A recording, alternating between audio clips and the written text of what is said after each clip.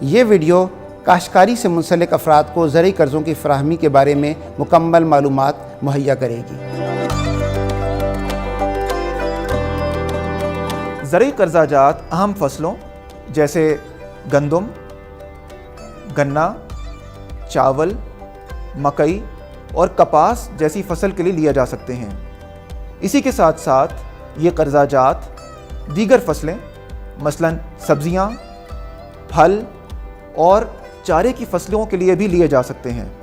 یہ زرعی قرضے زیتون، پھول اور دالوں کے لیے بھی لیے جا سکتے ہیں۔ اس کے علاوہ ٹنل فارمنگ، ہائیڈروفونکس اور ڈرپ سپرنکلر اریگیشن کے جدید کاشتکاری کے طریقوں کے لیے بھی یہ قرضے دستیاب ہیں۔ اس طریقے سے کاشتکار نئی ٹیکنالوجی اور جدید طریقہ کار کا استعمال کرتے ہوئے کم رقبے میں زیادہ پیداوار اور زیادہ آمدن حاصل کر سکتے ہیں۔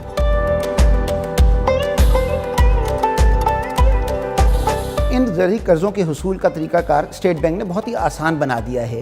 کوئی بھی شخص جو کسان ہے وہ جا کر اگر قرضہ لینا چاہتا ہے وہ بینک جائے، کہ بینک کی کسی بھی شاخ پہ جائے، اور اس سلسلے میں تقریباً پاکستان کے اندر جو بینک، کمرشل بینک یا مالیاتی ادارے ہیں ان کی 6000 سے زائد برانچوں کو نامزد کر دیا گیا ہے۔ ان برانچز کا اور ادھر عملے کا مقصد یہی ہے کہ وہ کاشتکار کی مالی معاونت کریں۔ وہ آپ سے درخواست وصول کریں گے، آپ کو بتانا ہوگا کہ کس قدر قرضہ چاہیے اور کس مقصد کے لیے چاہیے۔ کاشتکار کے پاس اپنا قومی شناختی کارڈ ہونا چاہیے، کاشتکار کے پاس زرعی پاس بک ہونی چاہیے اور کاشتکار کے پاس خسرہ گرداوری ہونی چاہیے۔ اگر یہ دستاویزات کسان کے پاس موجود ہوں تو قرضے کے حصول کا عمل بآسانی پورا ہو جاتا ہے۔ میں آپ کو یہ بھی بتا دوں کہ جو قرضے کی واپسی ہے وہ اس کا تعین بھی کسان خود کر سکتا ہے۔ وہ اپنے کیش فلوز کو دیکھے گا، وہ دیکھے گا کہ اس کے کتنی رقم اس کو آ رہی ہے، کتنی آمدنی ہے، کتنی اخراجات ہیں، اور اس کی بنیاد پر وہ چاہے تو اپنی اقساط کو ماہانہ بنیادوں پر، سہمائی، ششمائی یا سالانہ بنیادوں پر بھی کر سکتا ہے۔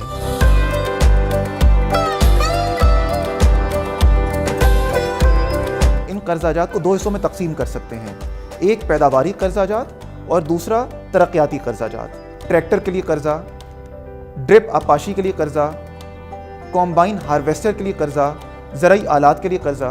تو جو بھی قرضہ لمبی مدت کے لیے ہوتا ہے اور جس سے کہ کسان کی زمین کے اندر ہم ترقیاتی عمل کو خاطر میں لا سکتے ہیں، وہ ترقیاتی قرضہ کہلاتا ہے۔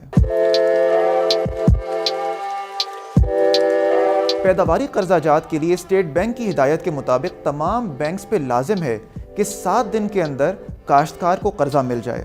کاشتکار پر لازم ہے کہ جو دستاویزات اور جو قرضے کی درخواست ہے وہ وقت پر جمع کرا دے۔ جہاں تک ترقیاتی قرضہ جات کا تعلق ہے، ترقیاتی قرضہ جات اسٹیٹ بینک کی ہدایت کے مطابق قریباً 15 سے 20 دن تک کاشتکار کو مل جانے چاہیے۔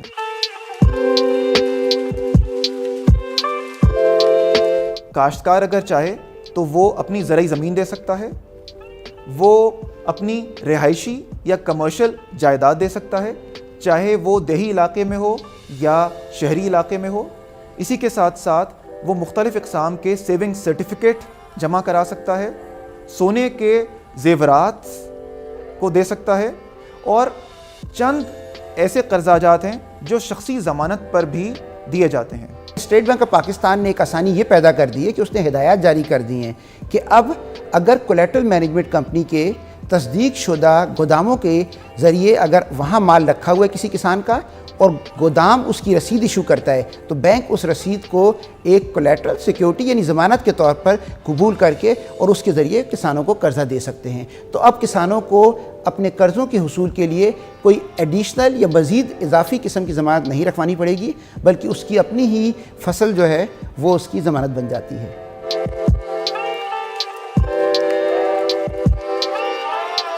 جو زراعت کے سلسلے میں ایک بڑی اہم بات جاننے کی ہے وہ یہ ہے کہ زراعت کا شعبہ جو قدرتی آفات ہے اس کے سامنے بہت زیادہ متاثر ہو سکتا ہے۔ تو اس چیز کو مد نظر رکھتے ہوئے حکومت پاکستان نے اسٹیٹ بینک کے تعاون سے بیمہ پالیسی متعارف کروائی ہے۔ فصلوں کی صورت میں 5 بڑی فصلیں، یعنی اگر آپ گندم دیکھیں، کپاس، مکئی، چاول اور گنا، ان کے لیے جو قرضے حاصل کیے گئے ہیں اس کی बीमा या इंश्योरेंस करने के लिए हुकूमत पाकिस्तान उसका प्रीमियम अदा करती है, और ताकि नुकसान की सूरत के अंदर इस कर्ज़े का कुछ हिस्सा इस इंश्योरेंस के ज़रिए अदा किया जा सकता है।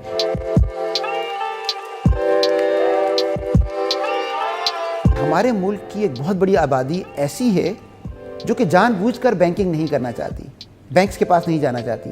उसकी वजह ये नहीं है कि उन्हें बैंकों से चिढ़ है, बल्कि ये है कि उनके ख़्याल के मुताबिक वो ऐसी फैसिलिटीज़, ऐसी सहूलियात हासिल करना चाहते हैं, चाहे वो ज़राअत के मुताल्लिक़ क्यों न हों, कि जिसमें जो कि इस्लामी उसूलों के मुताबिक हो, शरिया के हवाले से फुली कंप्लाइंट हों, शरिया के उसूलों के मुताबिक हों।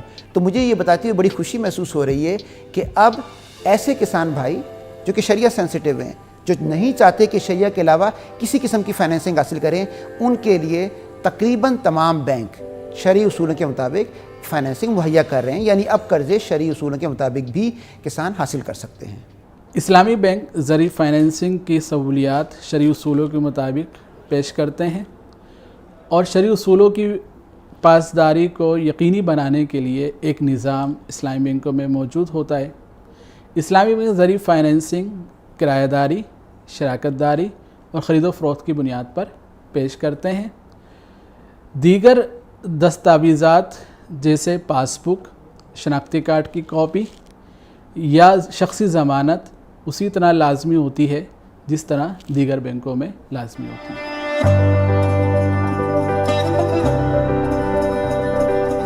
अब से पहले तो ये बिल्कुल मुमकिन था और ये हकीकत भी है कि लोग, आम आदमी, अभी तो मैं किसानों से हटकर भी अगर बात करूँ, एक आम आदमी भी मेरे जैसा अगर टाई और सूट पहना हुआ हो और अगर वो किसी बैंक की ब्रांच जाना चाहे तो वो थोड़ा सा झिझकता था कि पता नहीं मेरे साथ क्या सलूक किया जाएगा।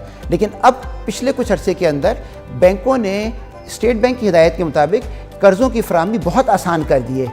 अब कोई भी आदमी, आप किसान हैं, आप अपने किसी भी करीबी ब्रांच में जाएँ और उस ब्रांच में जाकर आप उनको बताएं कि आप किस मकसद के लिए कर्ज़ा हासिल करना चाहते हैं। वहाँ एप्लीकेशन फॉर्म मुहैया कर दिए गए हैं जो कि बहुत सादा हैं। इन एप्लीकेशन फॉर्म को आप भरें और बैंक का अमला आपको भरने में भी मदद करेगा और उसके ज़रिए आप अपनी तमाम मालूमात मुहैया करें और उसके बाद ये तमाम का तमाम प्रोसेस हो जाएगा और एक वक्त मुकर्रर कर दिया गया है जिसके अंदर ये कर्ज़ा आपको मिल जाएगा अगर आप बैंक की तमाम ज़रूरियात पूरा करते हैं तो।